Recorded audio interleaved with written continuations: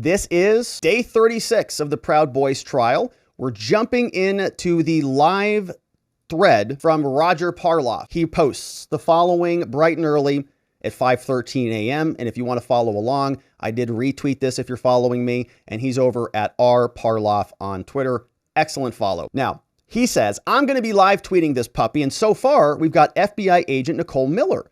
She's back up on the stand. Cross-examination is going well for her, surprisingly. She's got all of these issues that we had talked about previously. But the judge basically said, man, they're all explainable, and you can't even talk about that. The defense is not allowed to introduce those bits of new evidence about the hidden rows, about the 338 deleted pieces of evidence, or any of those things. And so Roger tells us that spreadsheet gate, which originally halted this trial, now appears to be a dud. There's one issue left about whether the FBI agent violated Zach Reel's right to counsel. The issue that we talked about earlier, where they were listening in or reading his emails with his attorney. Now, they're expecting another issue to pop up today, he tells us. And for background, they say that Agent Miller, the FBI agent who's going to be on the stand today, she had her first interview with another Proud Boy, and this guy's name is Jeremy Bertino, and you haven't really heard much of him. He pled guilty some time ago, and he agreed to cooperate with the government.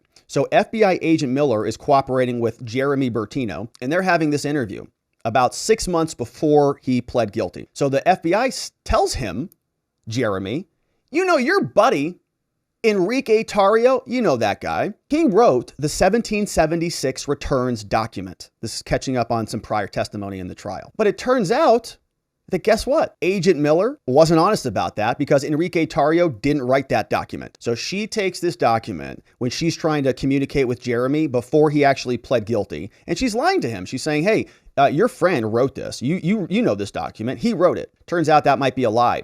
Tarrio had simply been emailed the document by Erica, somebody who was one of his romantic interests, and the defense had been claiming that there's no proof at all that Tarrio ever opened that email at all. Now, that conversation had a big impact on Bertino. I mean, when Bertino was talking with the FBI, they're trying to convince him, give us your friends or plead guilty or you're done for, work with us, cooperate with us. And they broke this dude.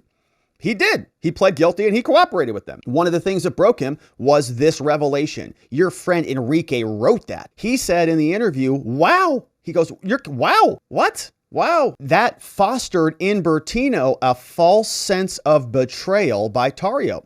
Never happened. But when she was asked about this, Agent Miller said some things that we hadn't heard before.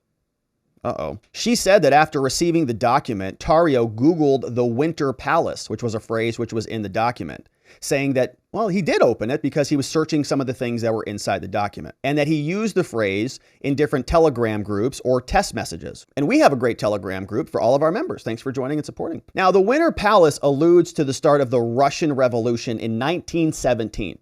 So the FBI agent said something to the effect that there was metadata showing that Tarrio created, modified, or addressed the document, and that after receiving it, he called Nordine. In any case, FBI agent Nicole insisted that she believed and still believed that Tarrio had some involvement in creating or revising the document. Now, during her conversation, during her presentation, they're saying this account didn't make much sense, but it suggested that at least she may have believed what she was saying and that she simply just dropped the topic. Now, so they just got off that line of questioning. So they're saying hopefully, or maybe, Tarrio's lawyer or somebody else's lawyer is going to spend more time on it.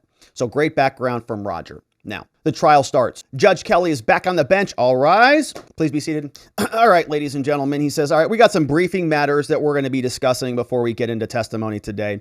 He says, all right, so defendant Zachary Reel, who we read his motion yesterday, they filed a motion about the FBI agent. And we also had the motions we read yesterday about Roger Roots for Pizzola. He filed a motion to dismiss. And we had the other motion, which was filed about the QAnon shaman, Jacob Chansley, about the new video revelations, which were all the issues we talked about. So the judge says, I slept on it. I had my coffee this morning. Here's what I'm thinking. I'm going to go ahead and allow the defense, Nick Smith for Nordine, to call a witness, somebody named Travis Nugent. He can come in on Monday. We'll start up on Monday with him, even if the government hasn't finished his case yet.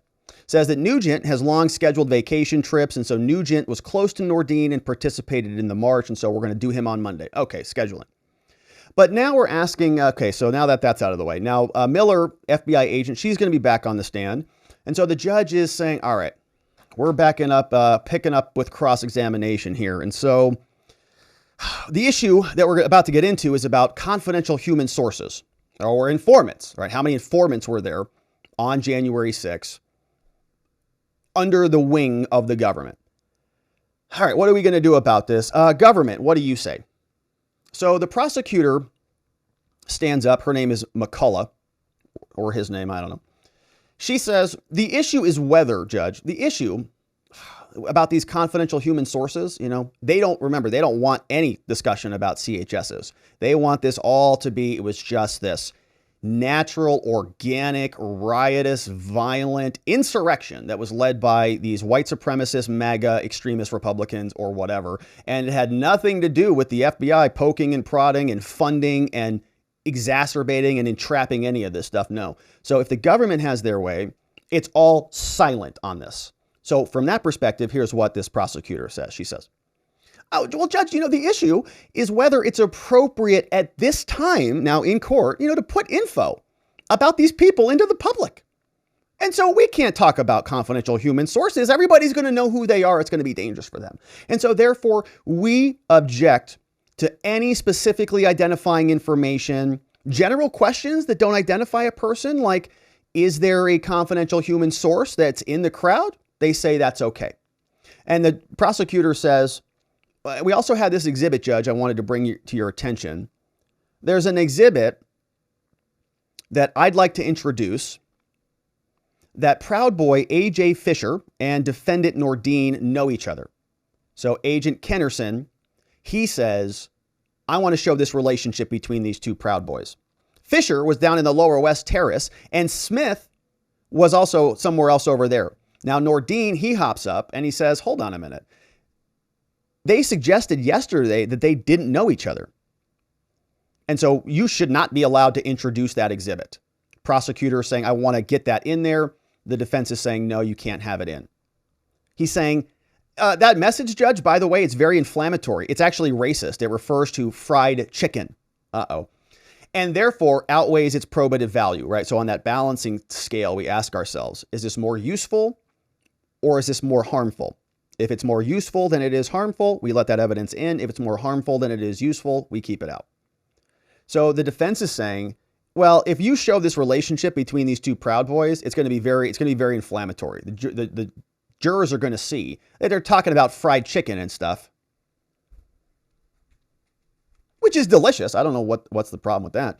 It's going to show something that is not useful. So the prosecutor responds and says, well, it does show that they're pretty close, and it shows that they are communicating outside of the MOSD chat. And the MOSD chat was the Proud Boys sort of like their Telegram or their Slack system or whatever.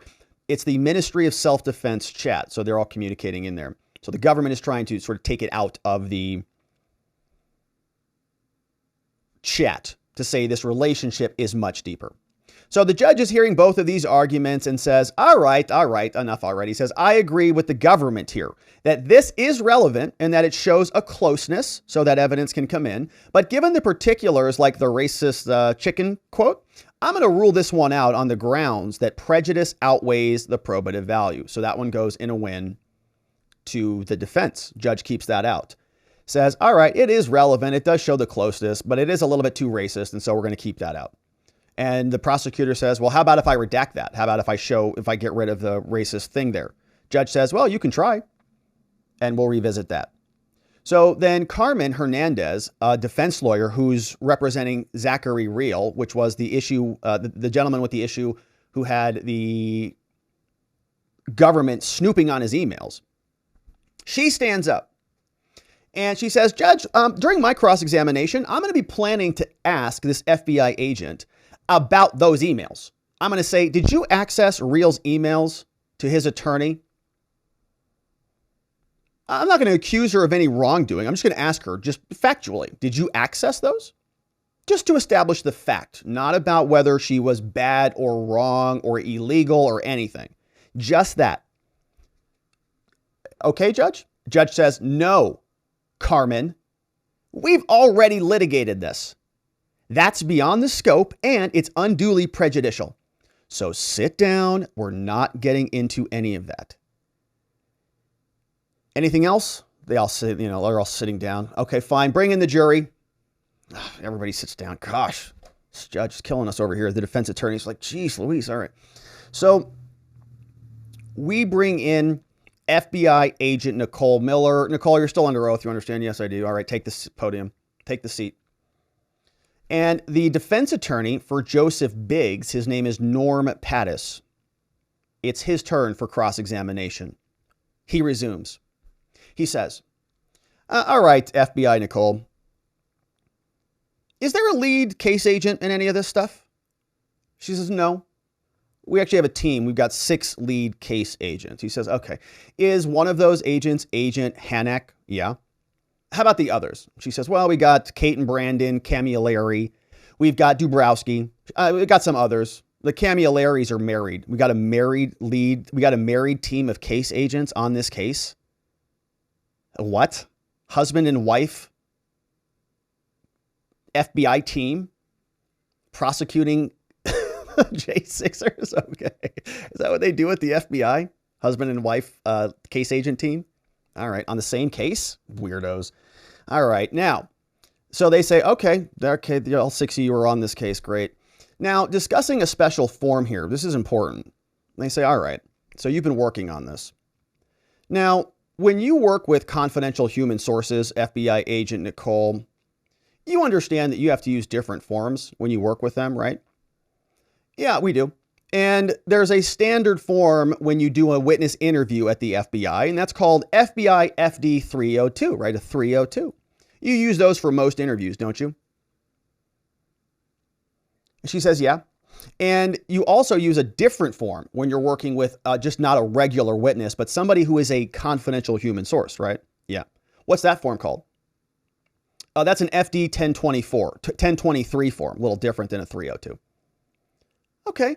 So different forms for human sources. Have you reviewed any 1023 CHS forms for this case? Not that I can think of, says the FBI agent. And Pattis says, you haven't reviewed any of those? Okay. She says, not a single one in this giant binder. She holds up a binder like this. Shout out to Marco Polo and the Hunter Biden laptop team and our friend Garrett Ziegler. But he holds up a binder like this and says, you mean you haven't read any of these 1023s? In this case right here? This one? Now showing her a binder. Kind of a big one. Slams it down on the table. Does this refresh your recollection? Here, you can take the whole stinking thing. Here you go. And as you look through these, do you remember having seen any of these?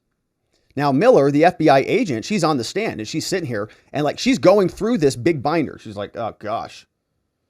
And remember, each one of these is a giant form. Like a form of confidential human sources. And so she's sitting here in front of the jury, just going through this, no, I didn't recognize him. Nope, don't recognize him. It's an interesting picture. No, don't recognize him. No, don't recognize him, right? You get the point? All of these people are in the confidential human source binder, baby. It's massive. And the defense just slaps it down. Boom. Anything? Miller's looking through a big binder of all the confidential human sources. Says, I have seen one of these so far in June 2021, but she's still flipping through it. This is what Roger's reporting. She's still rummaging through it. And now Roger comments for us. Says, you know what? Guess what? Pattis has already effectively established by having her take the time to do this, and it's taking a while, that there were a lot of CHS reports filled from apparent Proud Boy CHSs. Look at that. Again, a CHS is a confidential human source, an informant. Now, we are a couple tweets later. Agent Miller is now finally done going through the binder. I'd like to know what that binder looked like. I'd like to know how many different forms are in there from all of the different confidential human sources and how much time it took for her to go through all of them to confirm that she didn't know anybody in there. Can you see how ridiculous this is? How many of these confidential human sources were there? There's a whole binder full of them. It's the craziest thing I've ever heard. All right. So the defense attorney can't really dig into it, but did an awesome job of making them just stew in it right up there from the bench. Rummaging through here. Gosh, wow. No, I can't remember any of all these confidential human sources. I can't remember any of these. Nope. Don't know this one either. Don't know this one. Looking through all of them one after the other. And then it just, minutes go by. Don't recognize anybody. So then the defense says, okay, all right, you're done. All right. So you didn't find anybody amongst the hundreds of CHSs or however many were in there. No, I don't recognize anybody in here. Okay. So these are then kept in a separate location, right? When an agent, the defense says, so when an agent or when a handler, when they get info, they put it into a system, don't they? And you say that only the case agent and the handler have access. And they can send that case file so a normal agent can see it. This is her explaining it. So the defense says, so you keep these in a separate location. And she says, well, when an agent or handler gets it, they put it into the system. Only then do we get access to it. Defense asks, okay, FBI Nicole, now are you aware that the binder, that was CHS info, that was made available to the defense? Objection, which is sustained. Probably relevance or something, don't know. Now, Pattis, who is tall, is now getting too far away from the microphone, so it's hard to hear. Dang it, Pattis! But Roger's able to glean a different question. He asks FBI agent Nicole, all right, agent, I need to know how many confidential human sources marched with the Proud Boys on January 6th from the Washington Monument to the Peace Circle. How many confidential human sources were marching with them? Agent, I'm only aware of one. Pattis says, all right, sidebar, Judge, hold on. Because remember, they can't get into a bunch of stuff here. So they're very nervous about saying the wrong question.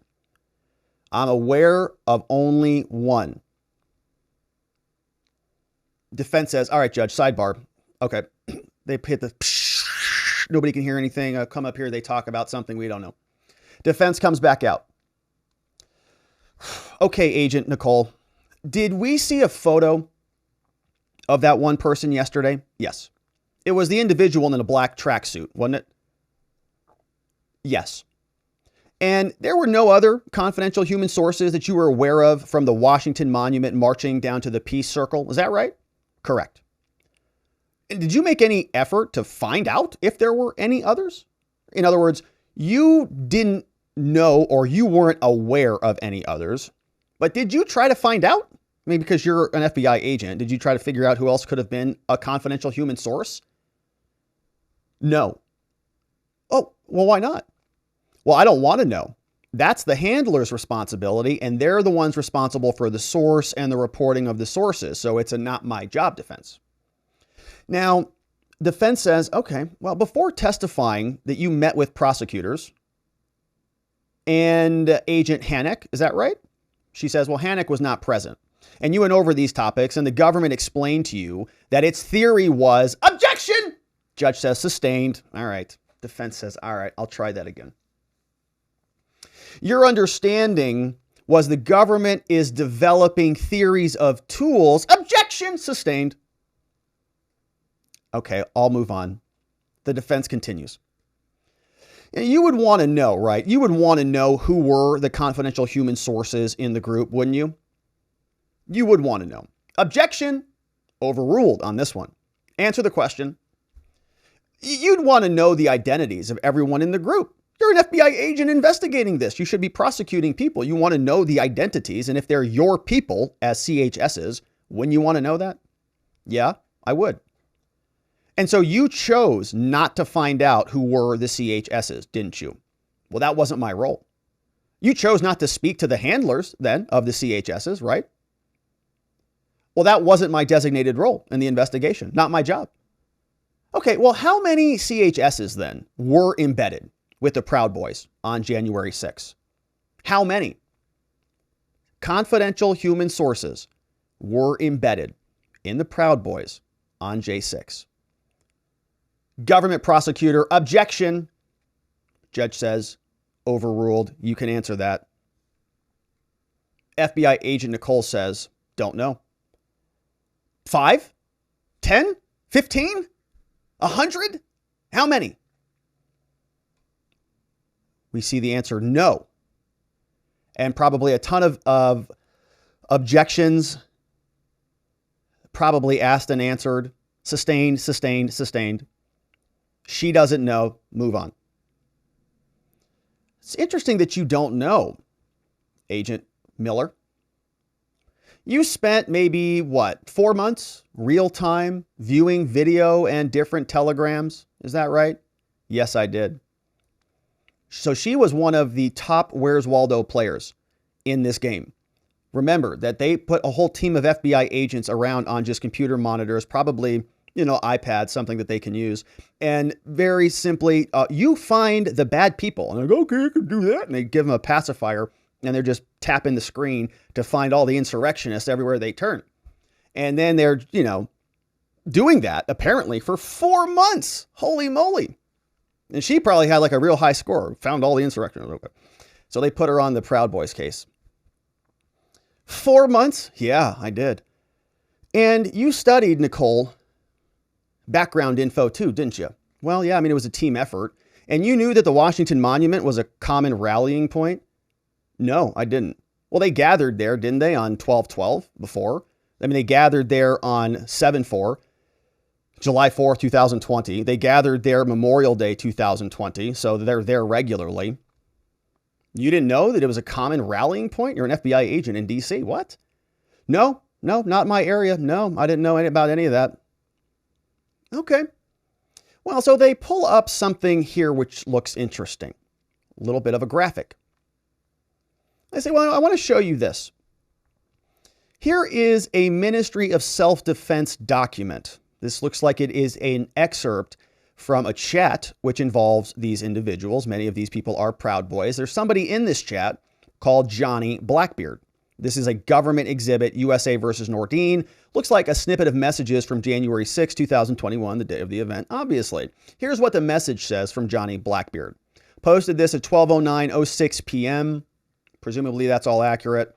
And Johnny Blackbeard, who is John Stewart, who is not somebody who is in this case, not that John Stewart. That's his alias, Johnny Blackbeard. Somebody else. He's in the message, in the chat. We don't know who he is. Here's what he says. So don't anybody lose hope in this. We knew we were going to have trouble. And this is our first exercise out. And I'm down. Noble Beard's down. Aaron is down. We're, Henry Boy is technically down. We have a skeleton crew there trying to do leadership and marketing at the same time. And listen, we'll get this right. Hang tight. Try to stay tight. So this looks like it was actually maybe a voice message or a video message that they're transcribing for us. So he's sort of talking this out, not typing it.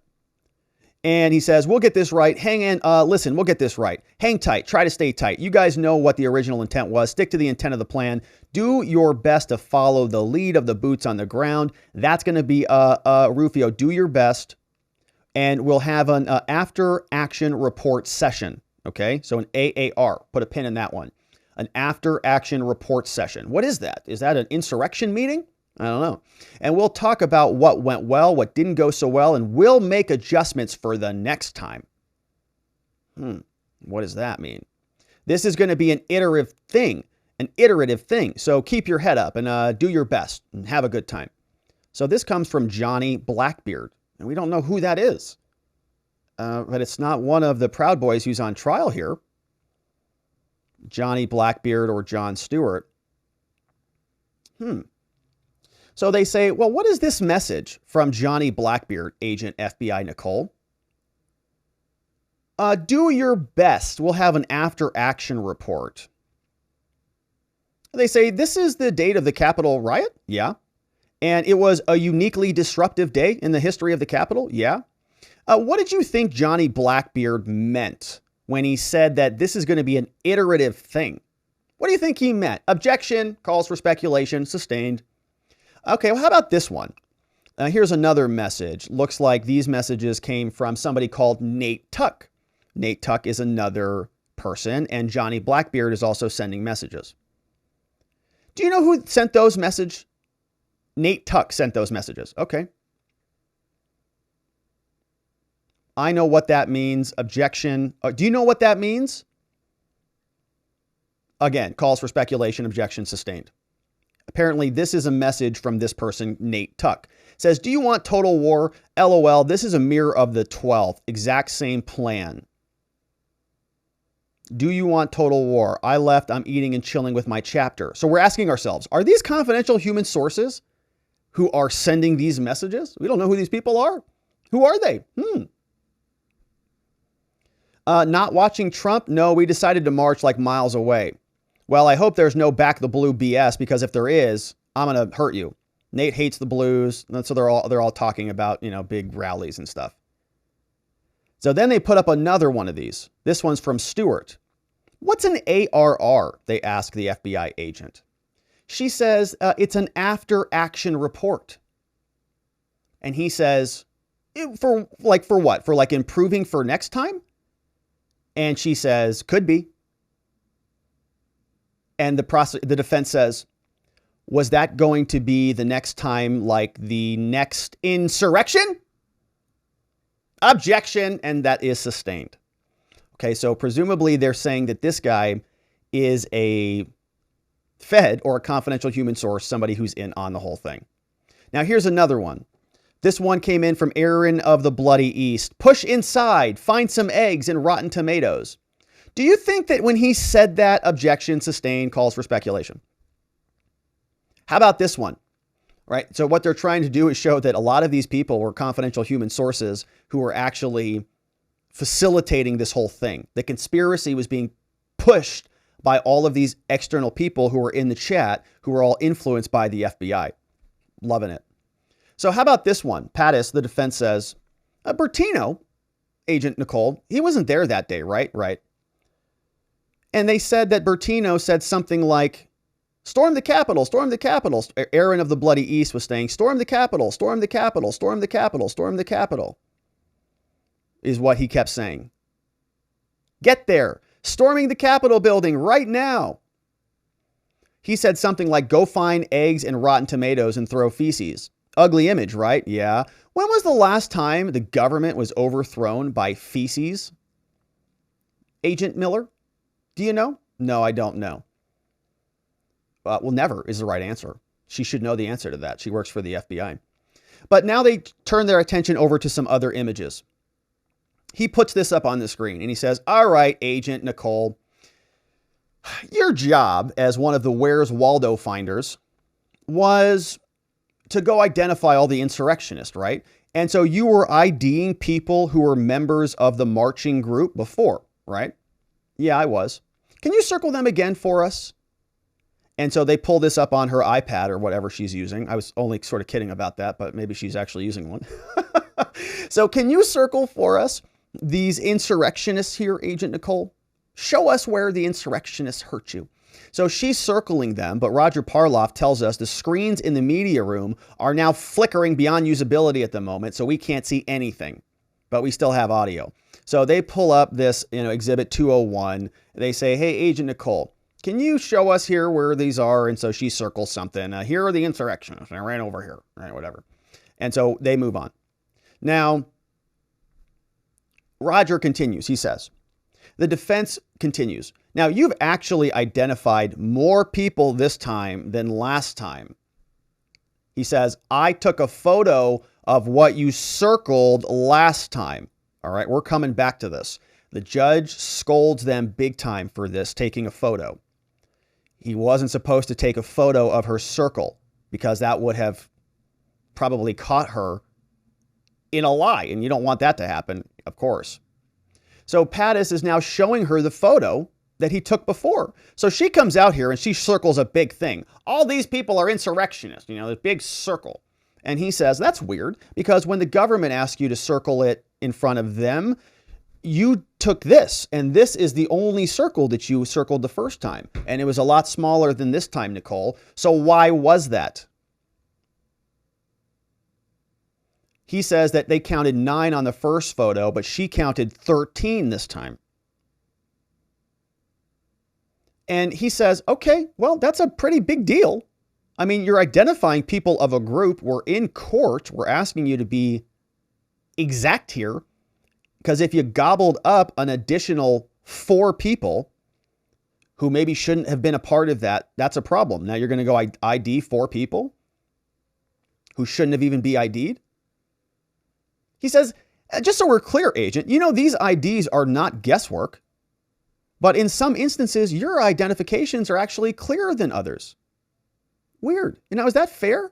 And she says, what? What are you talking about? He says, in this group, you've identified members of the Proud Boys marching, right? Yeah, I have. You recognize members of any other groups? No. Did you study any other groups? No.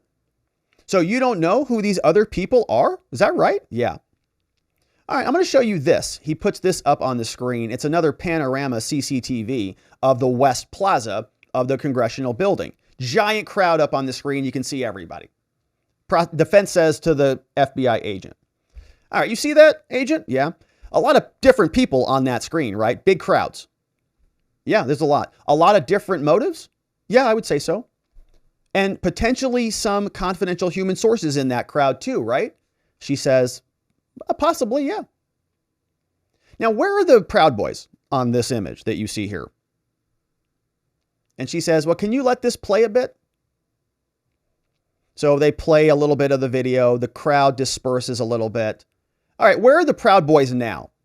And she says, well, by now, the group has dispersed a little bit. So she's like looking close and she's, there's one right here. So she's playing Where's Waldo. This is a big moment for her. She's been spending the last 2+ years dedicated to this, playing Where's Waldo all day, every day, accumulated 4 months of time. I mean, imagine that, like a game, 4 months of time. It's a lot of game time.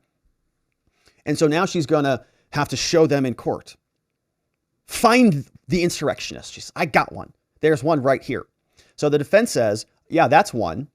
That's one. But he says, okay, but that's 3 people. What are you talking about one? There's 3 people right there. You can't play Where's Waldo that way. You only got to find the one. That's how they try to sneak you and trick you. So now Roger says, we've got no screen anymore. So the screen's just flickering all over the place. So we have no idea what she's even circling. Now the screen comes back finally, crying out loud, our federal courts. Good Lord. So we just get the screen back. Now she's made 2 small circles in the enormous crowd in this one particular shot. So the defense says, oh, okay, great. You got a couple circles there. Nice job. Now, anybody else? Did you miss anybody else? Can you go find the other Proud Boys in there? Go continue on. So she's zooming around, searching. Oh yeah, I'm really good at this. Any more? Agent's just searching and searching and searching. She probably does the pen method. She's got her pen, like the pen method, starting top to bottom, left to right, just working her way down. Now, she says, I know there are some here. I can't see them right here, but they're here. And based on other video, I know that they're in here. But I just can't see them right here. There's others here. We got Donahoe, we got Green, and we got Pizzola. Those are other Proud Boys. Okay. So you basically showing she couldn't identify them from that image. You see these yellow flags, Agent Nicole? Are these Gadsden flags? Yeah, they are. And they're frequently associated with people that are, let's say, protesting the overreach of government. Is that right? She said, I don't know. I don't really know. Okay, well, you see these American flags? I do. You see Trump flags in this image? Yeah. And you understand that many people believe that the election was stolen? She says, I don't know. Don't know. I don't even know. And do you think people there were supporting Biden? Don't know. Okay.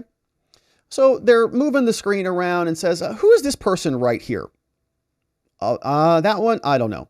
And you don't know who these folks over here are affiliated with either, right? No, I don't. How about this person with this American flag? Don't know him. And now Pattis is circling. Guess what he's circling? All the people right along the police line at this very moment, right? So you see what's happening here? We'll pull this back open, and this is what they are doing. The defense is saying, okay, so you found some Proud Boys, and maybe she says, yeah, this one's right here. I got this guy, or I got this guy over here, and then I got this person over here. And he says, okay, but what about this person right here in the red? Who is that one? Any idea who that is? How about this person over here with the Trump flag? What were they doing? Were they part of the Proud Boys? Could they be confidential human sources? How about this person right here? No idea, no idea, no idea, no idea. Probably showing, and I don't know where the Proud Boys are, but maybe they're even further back in the crowd. You know, the Gadsden flags, and who knows where they are. We can't see the circles on the screen, but that's essentially the strategy. The defense is saying all of these other people are a little bit more responsible for some of maybe what the criminality is in this case, and they're trying to blame the Proud Boys for it, showing that there is some good distance between the two of them. Really good stuff. And so as we go back down to Roger Parloff, he continues. He says, now, I want to show you this video. He says that Pattis is now pointing out Ray Epps again. We've got a red camo type of uniform. You're familiar with Ray Epps, aren't you? Yeah, I know the name. Your focus, agent, was on IDing people in the crowd and what they were doing, right? And she says, well, my focus was really focused on the marching group leading up to the activity on the grounds on January 6th involving the marching group. So it's leading up to the identity at the time. So this video gets played and we see this in court. Let's see where the questioning goes.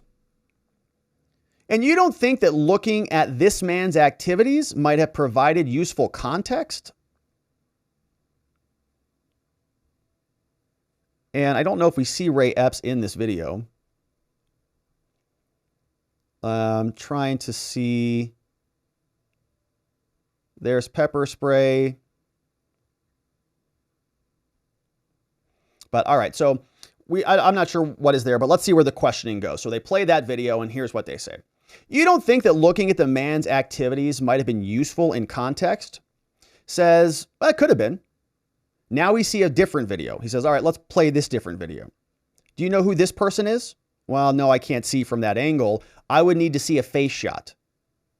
Oh, that's interesting. Well, you need to see a face shot now, but you didn't need to see a face shot on the last image when we were looking at the panorama photos. Why is that? Okay, who's this person? Puts up another person on the screen. That's William Pepe. How about this one? That's Anthony Martinez. Who's this person? Oh, I don't know that person. Okay, so let's change the screen over here. And Pattis is now showing another CCTV camera of another lower stage area. Different video. Defense attorney puts up another video. Do you see any Proud Boys in this video here? Yeah, I do. I actually do. Okay, can you circle them for us, please? She goes up. The screen goes out again. The federal court screen goes out again. The guys in the courtroom jimmying the cables, all the old VGA cables from the 1970s. He's connecting those things back in there, strapping them together like that scene out of Back to the Future. And so the screen's going in and out. She draws 4 circles. No idea what she drew. Now he loses the screen altogether again for the second time, crying out loud. He says, all right, so I got to go back later. All right, who are the Proud Boys in this image? She says, okay, we got Paul is here. Brian is here. I know that they're in the marching group. I'm not real sure, but they're there. We also have some other people. We got Troy. We got Fonte Koba. We've got Zachary Reel, who's charged in this case. We've got Quaglin. We've got Fisher. She's circling everybody. She says, I know that Green and Pizzola are also in this vicinity, but you just can't see them here. Okay, so how many people altogether in this shot? She says, I don't know, maybe 15 of them. How many Groypers are in there? None that I know of. No. Do you know any Groypers? No. Any 3%ers? No. Any confidential human sources? Not that I know of, she says. So then now the defense is showing a video. They take Pizzola. Pizzola is a defendant in this case. The defense is showing him breaking windows. And we saw the video. We played that. Did we play it yesterday? We played it previously. Pizzola's breaking one of the windows in, and they're asking her as that video is going through, can you identify any of these people? Who is this person? I don't know. Who's that person? I don't know. How about this person? Don't know. Who's this? Don't know. She can't identify most of them.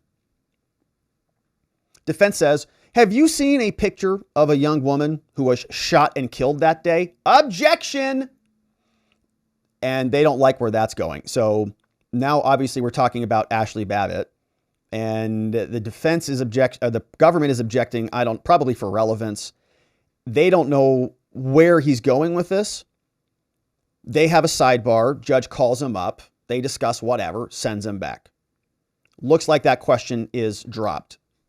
Go back and they say, okay, so we know that this person on the screen is Pizzola, right? The person breaking the windows. Yeah. Yeah, that's him. Who is in this video saying, go, go, go? I don't know. Oh, was it a Proud Boy? No, it wasn't. Okay, well, who's this person in this video? Don't know. How about this? That's Robert Geiswin. This fellow? Don't know him. How about this fellow? Don't know him. How about this fellow right here? Don't know him either. The judge says, all right, we're going to take a break right there. So he tells the jurors, all right, everybody, we're going to take a 10-minute break. It's our morning break. So why don't you guys, remember, don't discuss the case with anybody. Use the bathroom. We'll see you back here in 10 minutes. All right. So they stand up and get out. Then the judge sits back down and they say, okay, I got something to say to everybody here in this courtroom. Sit down, everybody. Before we go on break, I got to bring this up. Now, Mr. Pattis, who is the person we were just listening to, who was just giving his cross-examination, brilliant, of the FBI agent, he says, we have a rule in this courtroom, and I'm admonishing you, we are not allowed to take photos in this courtroom. And he took a photo of her circles. Yesterday, she circled, these are the bad guys, and today she circled a much bigger circle and said, these are the bad guys. And so he was just comparing the photos so that he could catch her in her lie. And he says, how dare you take photos in the courtroom? We have rules in this court and it violates the rules. But the defense says, Judge, look, I turned the photos over immediately to the government. Okay, took the photos and I said, here you go. This is what she circled, right? I'm not doing anything weird with the photos. I just took it for evidence. I said, hey, this is what your witness circled. Here you go. And I gave it to him. And that's defense attorney Pattis. And so another defense attorney, Roots, who is representing Pizzola, he stands up and he says, and by the way, Judge, if he didn't take that photo, then the government was going to be able to get away with their lies. They were just going to circle whatever they want to circle. And so we had to do it. And the judge says, hey, Roots, I did not ask to hear from you. I'm quite sure that Pattis is capable of taking care of himself. He doesn't need you to argue for him, so just sit back down. So then the prosecutor jumps up and she says, yeah, Judge, it is true. The defense attorney did provide us with a photo. And I apologize, Judge, Your Honor. I didn't notify him that the rules of the court say that you can't take photos. And so the judge is like fuming mad. He's steaming. And he said, all right, well, if this is the case, then I guess that if the defense provided the photo at the time, then that is a significant mitigating circumstance, right? The judge was about to blast these dudes. He already scolded them, and now he was about to blast them, but because they turned the photo over right away, he said, all right. So the judge says, now, I want everyone to admit right now in my courtroom if you've been taking photos. Who else has been taking photos in here? And so defense attorney Carmen Hernandez, who's representing Zachary Real, she's like, oh, great. Oh, my gosh. Judge, she raises her hand. Judge. Yeah, I took a photo earlier. It had to do with the Post-it stickies that she placed on the government chart, right? Because she was saying, this one here, insurrectionist here, insurrectionist there. And so she took a picture of that. So the judge says, all right, look, we are going to go on to this 10-minute break. Don't take any more photos in my courtroom, and we'll come back in a short 10 minutes. And so they take the break. And of course, we just get to fast forward right through that. So everybody used the restroom and they came back. They got their refreshments. And Judge Kelly is back on the bench. Jury's impaneled. All rise. Pattis, the defense for the Proud Boys. resumes the cross-examination of Agent Miller. FBI agent Nicole. Shows up another image photo on the screen. And the defense asks, Nicole, can you identify many people with green gloves? Anybody in there with green gloves? No, I actually don't see anybody with green gloves. Is this person cooperating with the police on this video? She says, no, he's not. He's hollering, right? Yeah, he is. And he's raising his fists again, and he's hollering. He's screaming, ah! And you don't know who he is? No, I don't know who he is. Okay, well, can you identify this guy? No. Can you identify that guy? No. Who's this? Oh, that's Donahoe. He's lining up to throw the water bottle, right? That was the deadly weapon, illegal water bottle that they indicted them with, that we've mocked here for years now. The weapon, the dangerous water bottle that got thrown. Yeah, okay, there it is. Do you see Biggs anywhere? FBI agent Nicole, do you see him anywhere? No, I don't see him. Okay, well, I'm going to show you another panorama view. All right, this is Donahoe, and that he's throwing the water bottle. You see there he is. Do you see Biggs anywhere in that image? No. Do you know where he was? He was on the lawn, actually.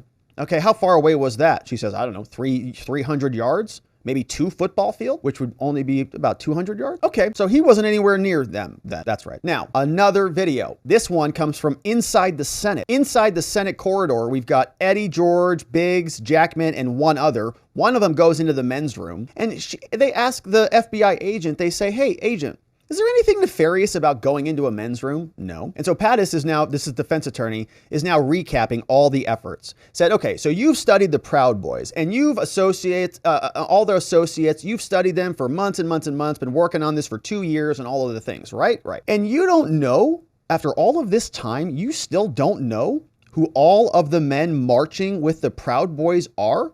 Is that right? After all this time? That's correct. And you still don't know who the overwhelming majority of people in those crowds were, right? Is that right? That's correct. Wasn't that your job to know that? I mean, you've been like dedicated head chief Where's Waldo person. Wasn't that your job? Yeah. And he says, oh boy. The defense attorney says, wasn't that your job? I mean, you were supposed to know who these people are. Wasn't that your job? Yeah. He says, to a carpenter holding a hammer, everything looks like a nail. Objection, sustained. So he's basically saying, okay, you just set out to go find people. You know, you weren't actually investigating anything. You just wanted to go find the Proud Boys and went and searched and played Where's Waldo to go find the Proud Boys. Specifically, they needed these groups in order to make the scapegoats for the entire ordeal. That's why it took them so long to come up with seditious conspiracy. They took a long time before they actually came up with those charges. So to a carpenter holding a hammer, everything looks like a nail. Drops it, objection sustained. He doesn't care. He's done with his cross-examination. He sits back down. He just wanted that last statement to linger. So then we get another defense attorney, and Carmen Hernandez, representing Zachary Real, takes the podium.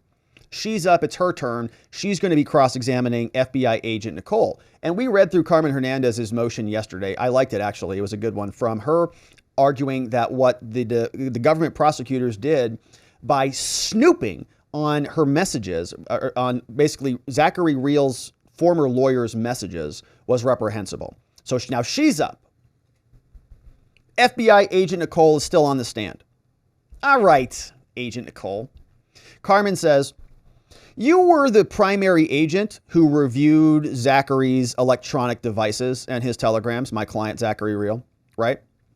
Yeah, I reviewed his phone. I had the assistance of others. I was not the case agent on Real, though. But yeah, I did review the extraction of the details. Okay, well, I have some questions for you at first, and then I'm going to go back to your testimony. So in preparation for today, FBI agent, now you've reviewed many hours of videos. Is that true? Yeah. Hundreds of hours, you'd say? Yeah. And you met with prosecutors before you came in here today. How many times? About 6 or 7. And this isn't your first time testifying, is it? Well, I mean, in an FBI case, it is. And you haven't seen any video of Real, my client Zachary, break a window, have you? Or take a riot shield, right? Or break a fence or any bike racks, or you didn't see him destroy any property, did you?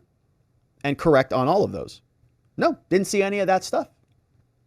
And you've got no evidence of Zachary attacking anyone, right? Or pepper spraying anyone, or tossing fence posts around, or projectiles, or even water bottles. You haven't seen any of that, right?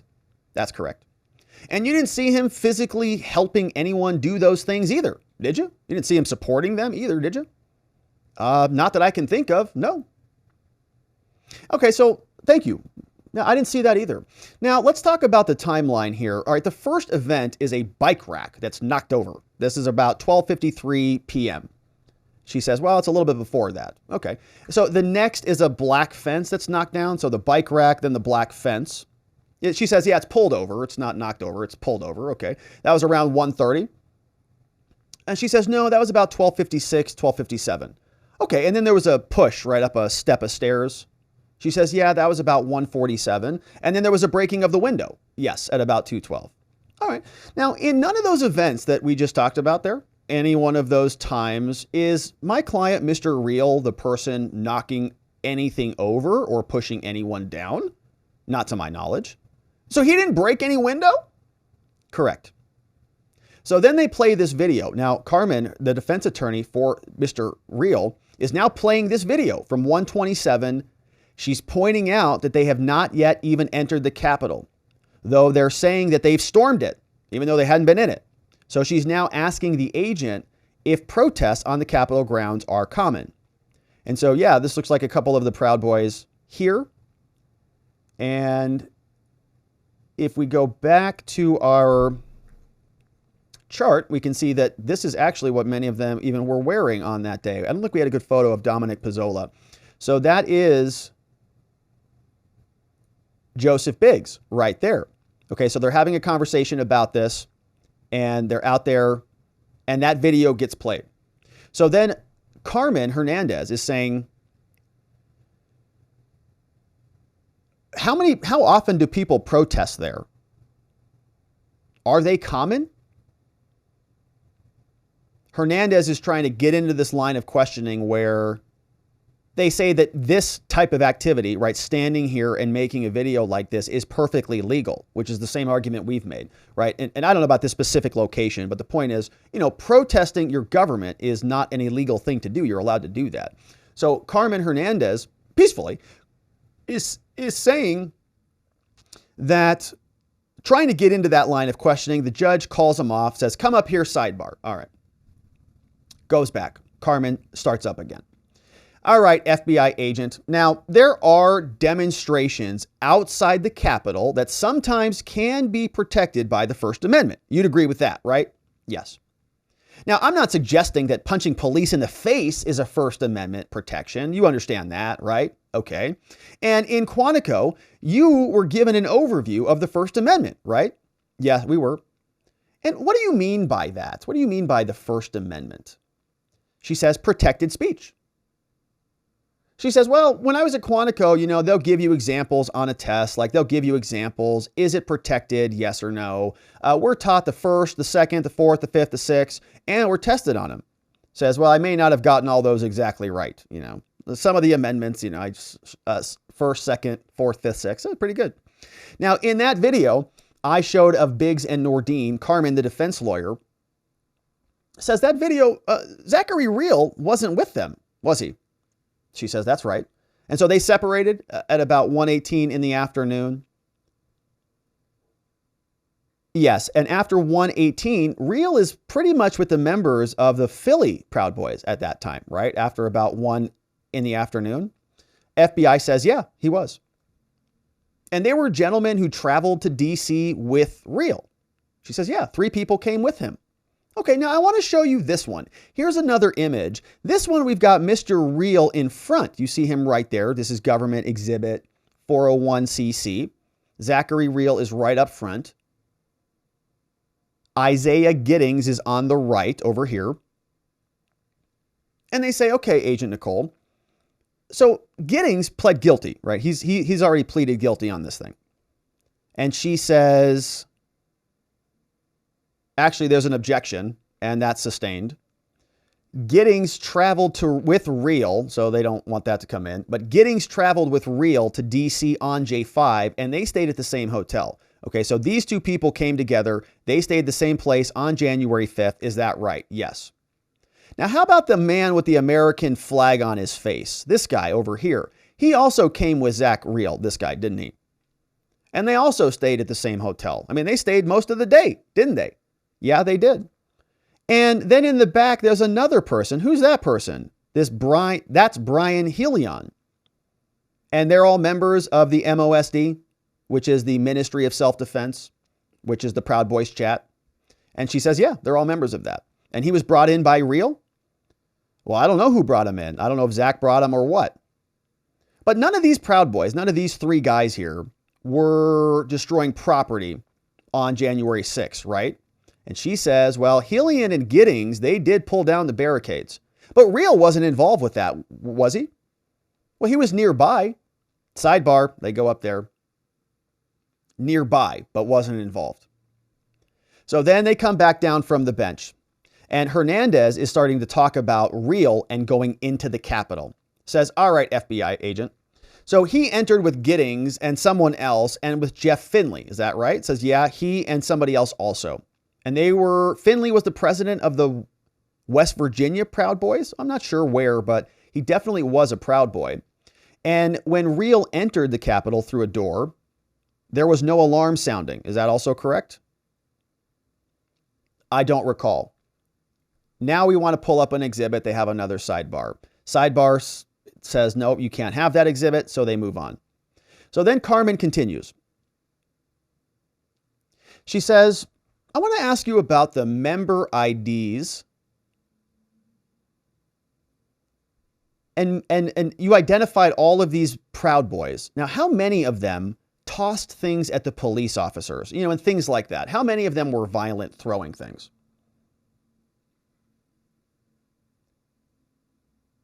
And many of them were doing that? Yes. And then you'd say there's a definite high-fiving or hugging, wouldn't you? Yes. But there's no video of Real hugging or high-fiving any of those guys, are there? She says, I don't think that's correct. I think there is a video of Zach Johnson and others celebrating together. Well, which video was it? Well, I don't remember the exhibit number. Was this played in court or is this a new video? She says, I believe it was played during my testimony. It was when the police were trying to reform the line. It would have been after about 1:10. Where exactly? Agent Miller is indicating on a map, Lower West Terrace. And who did he fist bump? I think like Zach Johnson and AJ Fisher. So that was before the second fence was brought down. Now, the second fence was at 1:30. This was at 12:56. So sometime after that is when you saw Real fist bumping the people. Yes. Okay, well, I'll come back to that. Now, there's also a telegram message from Stewart about their chat and the plans. And I want to pull up this video for you. Here on this camera, it looks like Real's about to enter the Capitol. And this is an open door on this camera. She says, yeah, it's open right now. Okay. And he's coming in with Giddings and Helion and Finley and a fourth person, right? They're all walking in there. Yeah, correct. And there's no police officers in this vicinity at this time, in this open door, right? That you can see? No, not that I can see. She keeps playing the video. No cops still? No cops. Okay. Now, if at any time you see a police officer, you let me know. I mean, the door's open here. We saw all these people come in. And so if at any time a cop pops up on the screen, I'll just let it play. And you tell me if you see anybody, okay? And she just goes over to her phone and she's just like, gosh, I wonder what's on Facebook right now. Just checking around, And then, any cops show up here? Oh, no? You didn't see any? That's weird. Okay, well, oh, here's a cop. Oh, there's one right here. But he's not trying to stop anyone, is he? No, not right now. He's not. No, because as we saw here, there were videos of cops just sort of standing aside, letting people walk right in. So at no time, says the defense, while Real was inside the Capitol, did he meet with Biggs. Is that true? Correct. Same with Nordine. Didn't meet with Nordine inside? Right. And didn't meet with Pizzola or Donahoe, the other people who were in this trial. Is that right? So Real did not meet with any of them after he was inside or after he left. Is that right? She says, yeah, inside, that's true. I don't know about after. Okay. Defense attorney says, all right, well, I want to ask you about, quote, the Capitol grounds. Now, there are areas that are designated for demonstration, correct? Objection, sustained, can't talk about any of that stuff. Don't know why they had a prior ruling on that. So she says, okay, well, then you testified now, had to move on. Now, you testified about messaging between Nordine and somebody else called Lorky. And Real didn't participate in those messages. Is that true? Right. And he's not a member of the chat? Not that I'm aware of. Well, what about Dan Milkshake Scott, whoever that is? He's not a member of the chat, right? No. Was he in boots on the ground? Not that I'm aware of. Are you aware that Milkshake had a problem with Zach on the night of January 5th? Not that I'm aware of. Now, Carmen says, now, was it your understanding, FBI agent, that Milkshake deemed to be rather irrational and an aggressive member? Objection sustained, irrelevant, don't want to bring him into this conversation. In one of the videos, Nordine referred to Milkshake as an idiot. It appeared that Nordine was commenting on how Milkshake acted. What's your understanding of what Nordine meant? And he withdraws that question. They move on.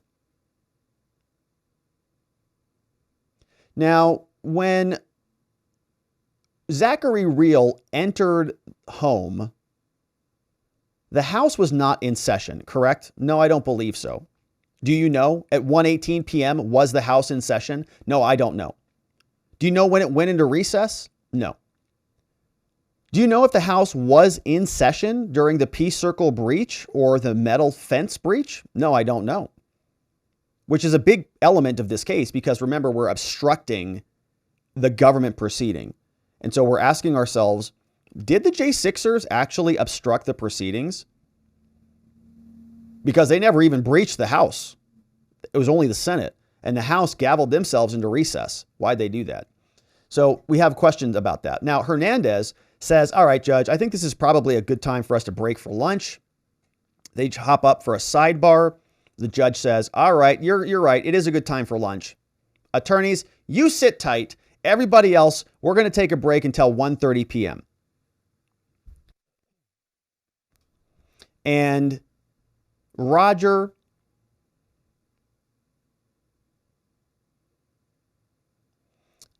something he says an interesting footnote that somebody named Ron Bryn pointed out to me. This morning, Agent Miller identified Telegram account Do You Want Total War as a PB tool Nate Tuck. That's an apparent allusion to a notorious phrase used by Nazi Joseph Goebbels in a 1943 speech about do you want total war? And you see this person is making a gesture like that. All right, so lunch is over. They come back. Judge Kelly is back on the bench. Carmen Hernandez is still cross-examining FBI agent Nicole Miller after a sidebar. And it starts. So Hernandez, okay, hopefully you had a good lunch, FBI agent. Welcome back. Yeah. All right, so we were talking about Real fist bumping two other Proud Boys that you said he was fist bumping. I don't know. Hernandez is also moving away from the microphone. Hard to hear. So the agent says, well, yeah, there were a lot of Proud Boys. Real is there, but he's not near them. And so defense says, well, whatever celebration is occurring, I mean, Real is not participating in that, right? Right. He's not participating. He is fist bumping somebody. Someone's fist bumping, but it's not Real doing the fist bumping. There's another group, Nordine, Biggs, they're all hanging out, but Real is not fist bumping. Is that the video you were thinking of? Remember, before lunch, she said that she saw him fist bumping. Is that the video you were thinking of? Yeah, it was. Oh, so you were mistaken then. My client was not fist bumping anybody? You were mistaken? Yes, I was. Oh, slam dunk for the defense on that one. Whew. That's shout out to Carmen on that one. She's feeling good about that. Oh, so you were mistaken.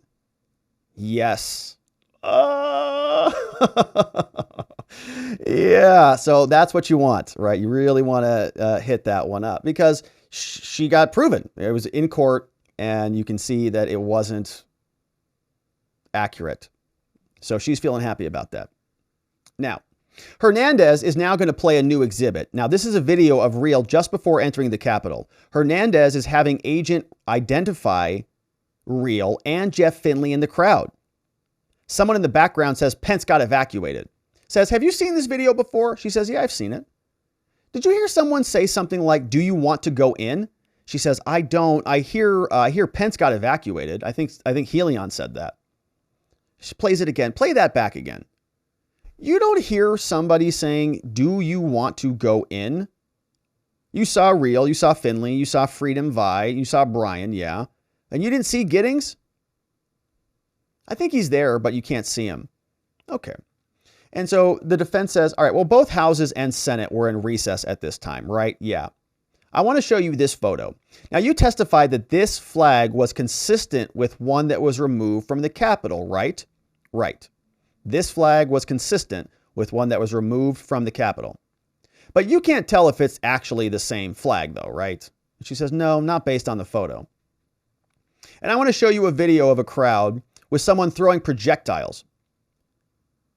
And you can't say with certainty that it's from the same exact fence. Is that true? Yeah.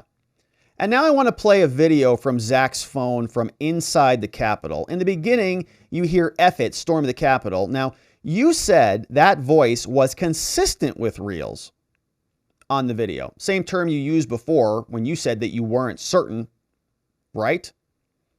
Uh-oh, yes. And so whoever is saying that, that's not the person leading the charge. And she said, well, it's hard for me to tell in the video. The voice is coming from the back. So that person is maybe 15 people back. I don't know what's causing the people to move forward. We get some objections that are sustained. Agent doesn't remember about that message. And then the defense pulls up another message. Says, okay, FBI Nicole, here's another chat from John. He's a Proud Boy. And we have another prospect. Damon has a prospect. This is a private text group. This is not the MOSD group. Says, okay, how do you know that John's a Proud Boy? And she says, well, based on conversations that Real's had with him. But none of those were on the Proud Boys Telegram chats, right? So these people were just communicating privately. What she's trying to do is she's trying to show that Real is just outside of the whole group, saying that these conversations with even other suspected Proud Boys are taking place outside of the official Proud Boy chat, right? He's not there fist bumping them. He's not even in the same videos when all the violence is going on. He's not even standing near them when they're doing other bad things. He's not even in the official Proud Boys chat. He's talking with this person in another chat. It's a private chat with Damon and John. They're all laughing. They've got all their messages. So then Hernandez says, okay, FBI agent. So it's true, though, that Real left the vicinity of all of the other defendants here at about 1:18 and didn't meet up again until later. So it's true, then, that Real and Pizzola were never even together. And she says, well, there was the marching group that they were a part of. But you didn't see them talking to each other. You just sort of think that they're in the group, but you didn't see anything, right? I don't recall. All right, well, now I want to turn over to some phone calls. Apparently, Tario and Nordine made some phone calls with Biggs. But nobody called Real. Nobody called my client. They were calling each other. Nobody called him, though, right? Not that I can recall. And there were various videos, and there were videos of everybody pointing all over the place, right? But you never saw my client pointing in the videos, right? I don't recall. And there were videos of people up on the scaffolding, too. Did you see Real in any of those videos? He wasn't in those, was he? That's right. Now, there is this video of Real. He's testing a door, but he's not going in. So he walks up to the door. Is it open? Nope. That's the video on the screen. Question, FBI agent. Did he go to the bathroom in there? Is that what he was doing? Was he trying to find a restroom? Probably a bathroom, right? Probably somewhere going to a bathroom. Did he go to the bathroom? I don't know. I don't know why he went in there. Now, Real doesn't have a radio at this point, okay? So he's not communicating with the other Proud Boys. I don't know. I want to show you a video of Real and Giddings and others in the office of Senator Merkley. So this is Real and Giddings. They're in this room in the Capitol building. And they say, these other gentlemen, were they drunk? I don't know. This gentleman, he's smoking a cigarette. What is that? It looks like it's something bigger than a cigarette. It looks like a bag of weed is what he was smoking. It looks like marijuana. Yeah. So Real was there, but he didn't take any of the property, did he? Not that I'm aware of. And he didn't destroy anything? Not that I'm aware of. I want to go back to some prior questions about confidential human sources. Now, you guys have CHSs, and CHSs in the FBI, they have handlers, don't they? And so they show this video, he thinks. She's talking about a man that agents identified as a CHS yesterday. The defense tries to move evidence into, move this video into evidence. There's an objection, it's sustained, so it doesn't come in. So they talk to the judge. The judge says, nope, you can't talk about that. So she comes back out and continues on.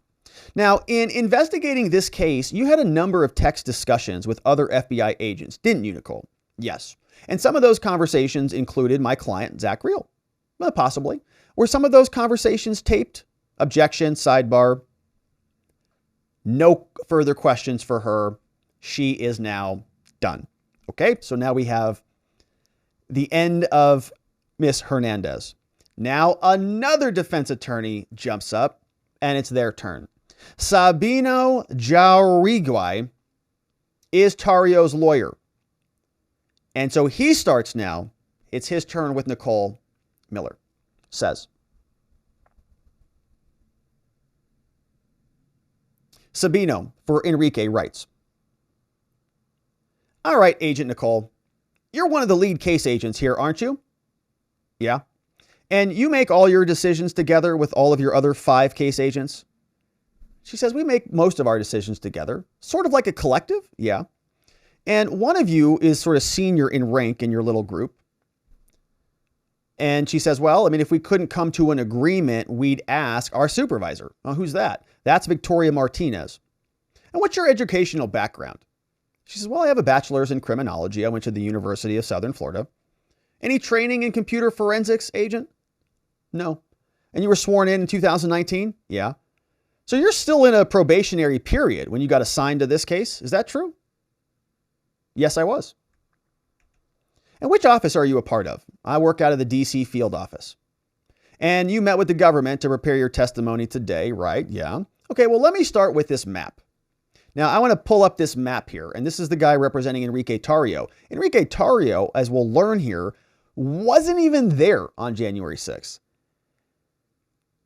Let me show you the demonstrative map where all the people are. My client's not depicted on the map, is he? Because he got in trouble a couple days earlier and he was ordered to stay away from DC. Says, client's not there. He was in Baltimore. So when Tarrio was arrested earlier, they impounded his phone. Yeah. And did you extract the phone? Yeah. Did you do a phone extraction? No, I didn't do it. Okay. Who is Kate Kane? Well, she's the expert in digital forensics. And she didn't do an extraction either? Well, I don't know about that.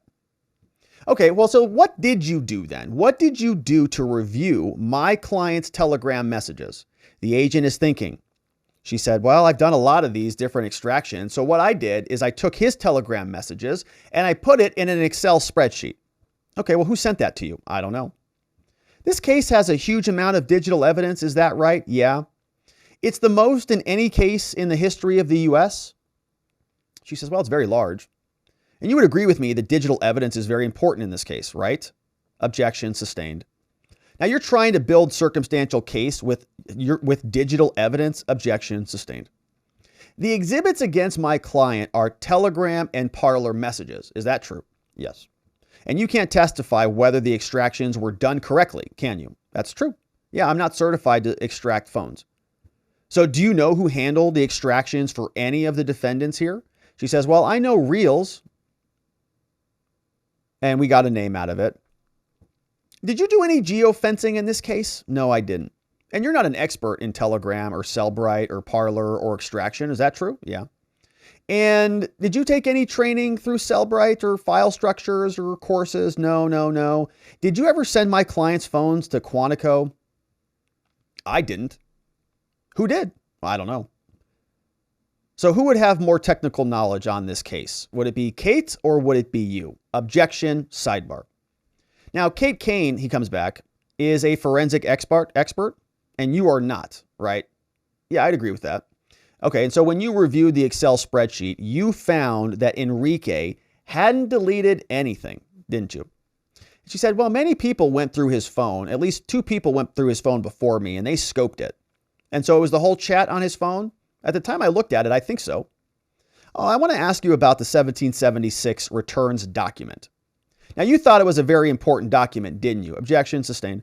And you used it to turn Bertino, didn't you? We read through that earlier. That was the document that they told Bertino that Enrique Tarrio wrote, and that sort of shattered his belief. He said, what?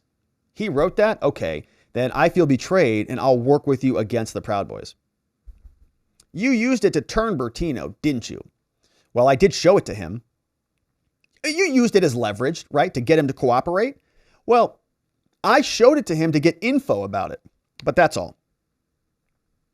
Tarrio was sent the document on 12/30, afterward Googled Winter Palace, and then sent a text to Bertino saying Winter Palace, which led me to believe that Bertino might know about it.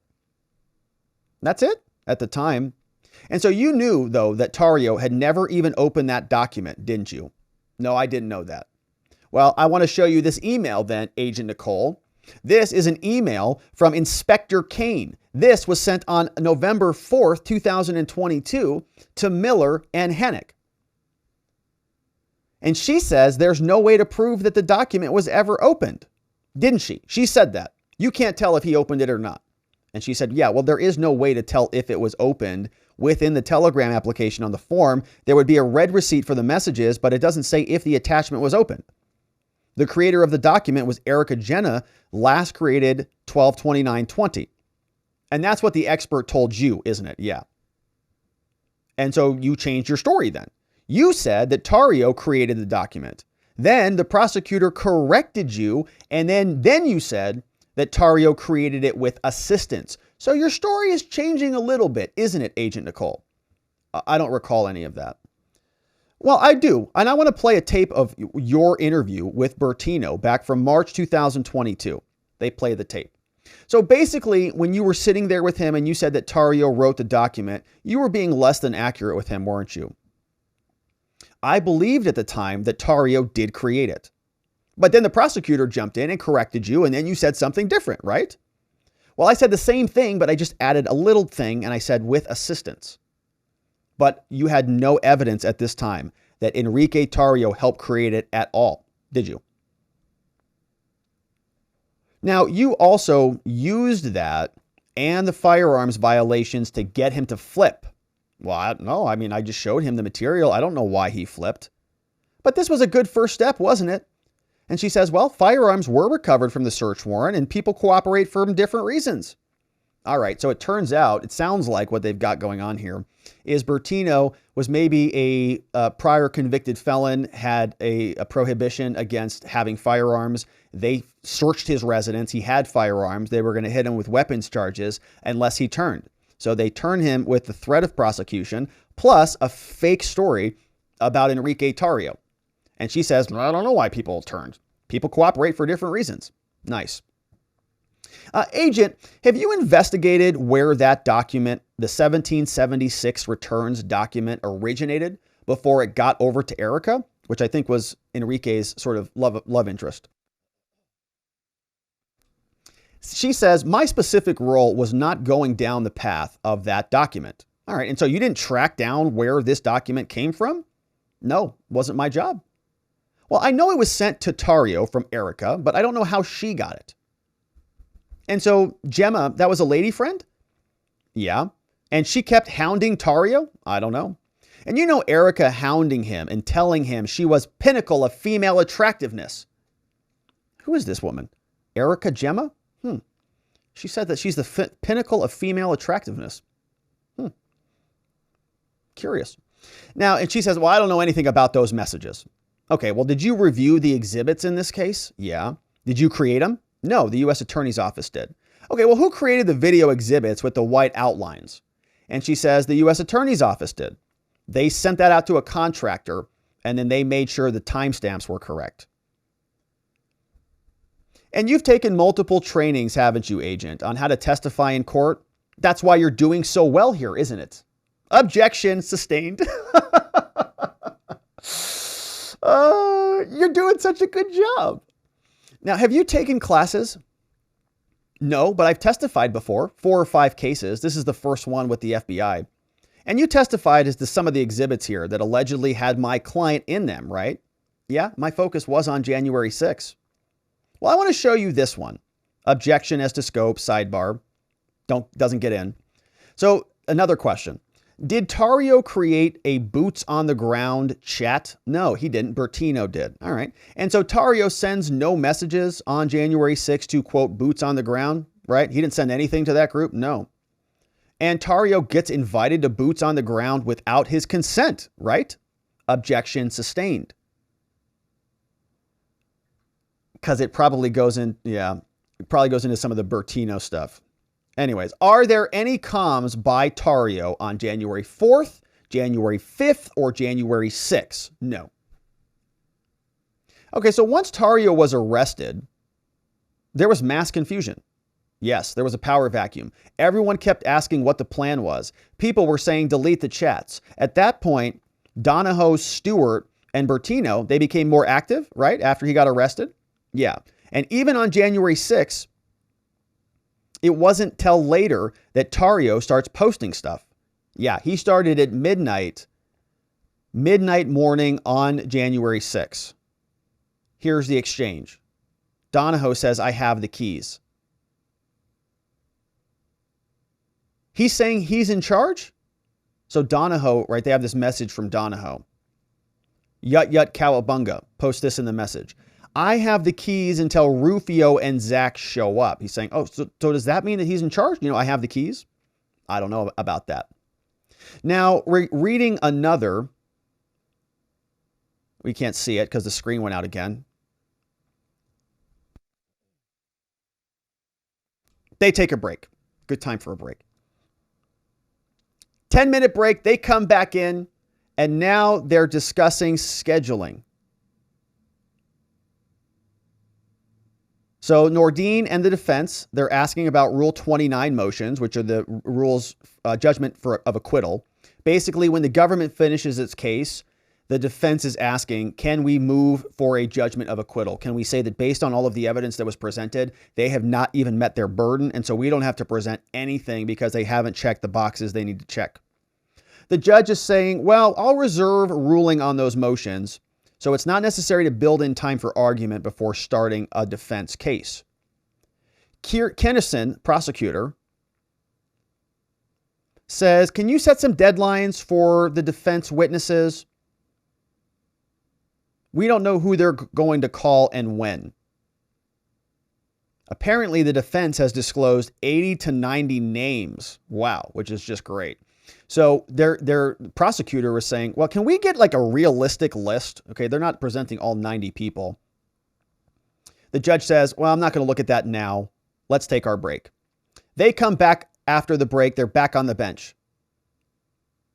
Nicole Miller being questioned by the defense, Enrique Tarrio's lawyer, says, hey, on this message, do you see any messages or encouragement from Enrique Tarrio? Do you see anything in here like that? Doesn't look like it. His name's not in the list. Now, there's also this conversation about an after action report, which we read through earlier. And you've seen nothing in any of this that said that the Proud Boys plan to storm the Capitol. Have you seen anything that supports that? Here's another motivational report. She says nothing had happened yet. Could they be talking about just simply going out and having a good time? Like, could they just be talking about, we're going to go party later? Could be. Henry Boy is Enrique? Could be. So there's no messages from Tario here. Is that right? That's right. Now, there was this other section about this Mirror of the 12th. What was that about? There was total chaos on December 12th. There was no leadership, right? And is that what that was referencing? And she says, yeah, that's what the message says. We get an objection that is sustained. The defense puts up another group of messages. They say, in this group of messages, do you see any encouragement from my clients? Yeah. And his face is still at the top, right? So that means he's a part of the message. But he's not supporting this, right? Enrique Tarrio is not jumping in and saying, yes, let's storm the Capitol, right? Right. Question was, he told marchers that if you don't fight, we're not going to have a country anymore, right? Yes. And then approximately 30 minutes later, the peace circle is breached. Yeah. And then he goes through a bunch of the other threads, right? He's just showing. Enrique didn't do this one either. He didn't participate in this one either, did he? And so on and so forth. Now, did you verify the metadata for these exhibits? FBI agent doesn't know what metadata means. She says, well, what do you mean? I don't understand what that means. Were you just shown the exhibits and told, learn them? Like, these are the exhibits, learn them? Or did you vet them? She says, I was shown them. And okay, so you were shown the exhibits and you practiced with these exhibits? Sure. But you never looked at the metadata to verify that they were correct? She says, well, no, I didn't, but members of our team did. Great. Is there anything you find funny about this slide? Puts this one up on the screen. And the prosecutor says, up, Judge, may we be heard on that before we get into this? Judge says, yeah, come up here for a sidebar. And the defense says, apparently I had an old exhibit. This is the new revised one that the government had. And so one of these messages was actually a forwarded message. Anyways, any of these messages come from Tario? No. Now another one. Any encouragement from Tario in any of these messages? No, nothing from Tario. Anything on Parler?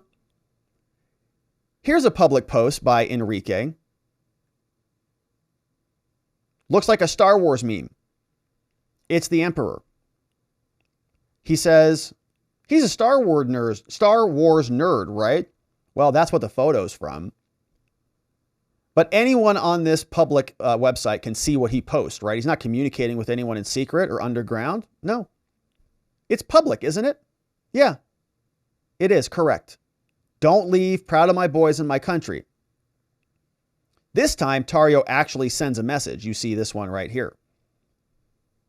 The gist of this is people were saying it was Antifa that attacked the Capitol. And she says, well, I'm not aware of anything relative to Antifa. Of course not. The defense says, all right. Now, you've heard reporting about allegations that Antifa took part on the Capitol to pin it on right-wingers. Isn't he saying that American patriots did this, not Antifa? I don't know what he's saying. A little confusing interchange there. Now we get some phone records. Did you look at any underlying data for these phone records? Yeah, I did. Now, I haven't been able to find these phone records. If I show you the records, will you be able to find it? She says, sure. Is it fair to say that these records are voluminous? Yeah. AT&T produced 6,000 pages. And she says, well, can you just go into the file and just get them there? That's all the reports. She says, can I see the files? Can we go to the phones? They get on the sidebar. So they're trying to find these records in court. All right, go back to the AT&T records. Do you see it now? Yeah, I do. Where does it say the last call was collected? AT&T has multiple reports. Now they're saying that basically the telegram message were not recovered from phones. Okay, so the point is trying to show that these things have come from bad sources, essentially.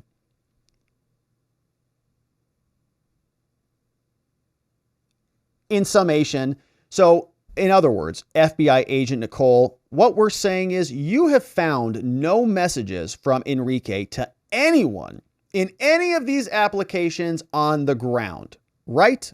On January 6th. Correct. I have not seen any messages. Now, is it fair to say that people were listening to Trump as they walked around the mall? She said, yeah, in some videos they were listening to him. And in real time, were people listening to Trump, what Trump wanted in real time? Yeah, if they were listening to his speech, then yeah. And you also saw people blaring through speakers, and you saw telephones, and you saw rioters, and they were telling each other what Trump was saying, right? They were all communicating with one another. Is that true? Yeah, some of them were. And is it fair to say that most people in these videos, in everything we've watched, they are not Proud Boys, right? Yes. They're just large crowds, right? Just regular Trump supporters. Yes, not Proud Boys. Did you use any facial recognition on these videos? Yeah, we did have a program for J6, but I don't know if it was used on these videos. Okay, so you have a computer program then that compares facial images to driver's licenses, right? Yeah. And did you use facial recognition to identify the Proud Boys in this case? No, we didn't. Did you use facial recognition to identify any confidential human sources? No, we didn't. And did you learn who Lieutenant Shane Lamond is? Yeah, I did. And have you seen any messages from Shane Lamond on J6? No. Any idea who Jack Donahue is? No. Jeff Carroll? No. Never reviewed any messages between Lamond and Tarrio? No. In that marching group, there were a bunch of journalists: Nick Quested, Amy Harris, Eddie Block. Yes, yep. How many of them? About 5 to 7. And you were on standby on J6? Yeah. And you never received any advance notice of what would happen on J6, right? No. The FBI, you guys had multiple informants with the Proud Boys, didn't you? I know of 2, but one was not there on J6. And none of these informants ever told the FBI of their plans? Objection. Sustained. Defense attorneys are at the podium whispering. Pattis is telling Tarrio's lawyer about something. Objection and a sidebar. Now, Agent Nicole, you first said that there was only one CHS on J6. Yes, I did. And then you amended that and you said that there were 2. And she says, no, not on J6. One was there on J6. There were 2 working in the Proud Boys, but only one there on the date. But it's fair to say that there are a lot of CHSs in the Proud Boys. Objection sustained. Is there a third on J6? Not that I know of. So then they pull up another video and they say, I'm now showing you just this little section of this video. Do you know somebody named Kenny Lizardo out from Long Island? Yeah, I do. And you know that Lizardo picked up Tarrio from jail on January 5th? Yeah. And he drove Tarrio to his hotel in Baltimore, didn't he? Yeah. And can you circle Lizardo in that video for us? Yes, we can. Lizardo, he's a CHS, isn't he? He's a confidential human source. Yes, he is.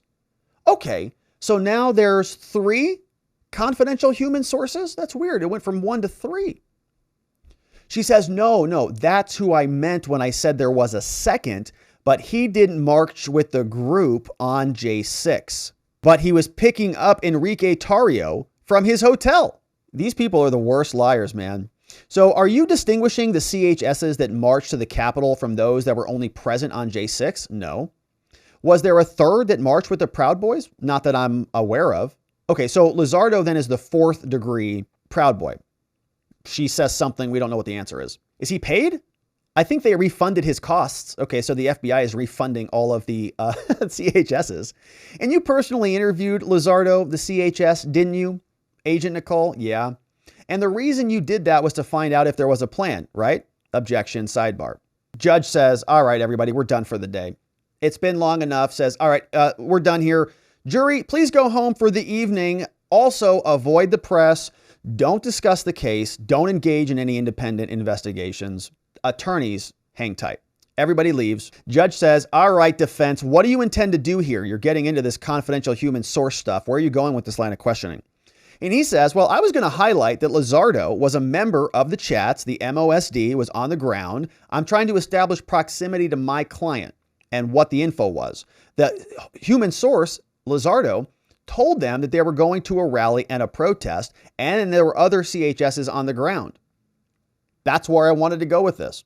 So the prosecutor says, well, judge, come on. The fact that he's in the group chats in proximity, it's outside, it's within the bounds of the scope, but the contents of the comms, it's all hearsay. It's an out-of-court statement.